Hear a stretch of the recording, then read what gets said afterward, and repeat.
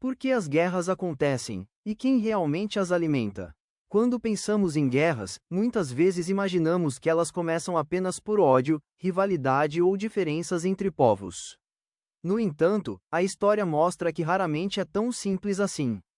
Na maioria das vezes, as guerras surgem de uma combinação complexa de interesses políticos, disputas por poder, recursos estratégicos e decisões tomadas por líderes e governos. Em outras palavras, as guerras não aparecem do nada, elas são construídas ao longo do tempo. Ao longo da história da humanidade, conflitos surgiram por diversos motivos: disputas territoriais, controle de rotas comerciais, acesso a recursos naturais, rivalidades entre estados, diferenças religiosas ou ideológicas e até medo de perder influência no cenário internacional. Nesse sentido, o famoso estrategista militar Karl von Clausewitz escreveu que a guerra é a continuação da política por outros meios. Ou seja, quando negociações, diplomacia e acordos deixam de funcionar, alguns governos recorrem à força para alcançar os mesmos objetivos que antes buscavam pela política. Entretanto, as guerras não são apenas fruto de cálculos estratégicos frios. Fatores humanos também desempenham um papel importante. Humilhações históricas, crises econômicas, desigualdade social, propaganda política e sentimentos nacionalistas podem inflamar sociedades inteiras. Muitas vezes, líderes utilizam essas frustrações coletivas para mobilizar populações e justificar conflitos, transformando tensões internas em confrontos externos. Mas existe um ponto ainda mais profundo nessa dinâmica: guerras não se sustentam apenas com soldados. Para continuar, elas precisam de financiamento, logística, armas, combustível, tecnologia, informação e apoio político. Isso significa que, por trás de cada conflito, existe uma complexa rede de atores que mantém a guerra funcionando.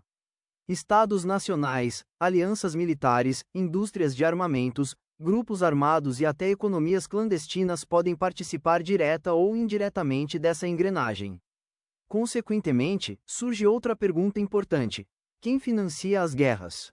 Historicamente, muitos conflitos foram financiados por meio de impostos cobrados da população, emissão de dívida pública, empréstimos internacionais e redirecionamento da economia nacional para o esforço militar. No entanto, em guerras civis ou conflitos prolongados, outras fontes também aparecem, como mineração ilegal, exploração de petróleo, comércio de diamantes, tráfico de drogas, contrabando e controle de rotas estratégicas. É nesse ponto que alguns estudiosos da economia política dos conflitos observam algo inquietante. Em determinadas situações, a guerra deixa de ser apenas uma tragédia e passa a se tornar também um sistema econômico.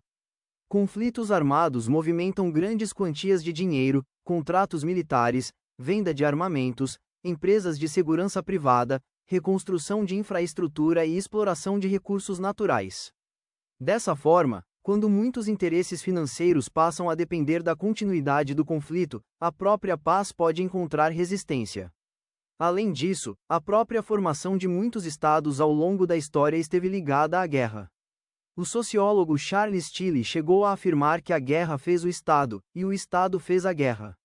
Em outras palavras, conflitos ajudaram governos a consolidar poder, arrecadar mais impostos, expandir territórios e fortalecer estruturas políticas. Assim, para alguns governantes, a guerra também foi uma ferramenta de construção e manutenção do poder. Enquanto isso, existe um contraste doloroso entre quem decide e quem sofre as consequências.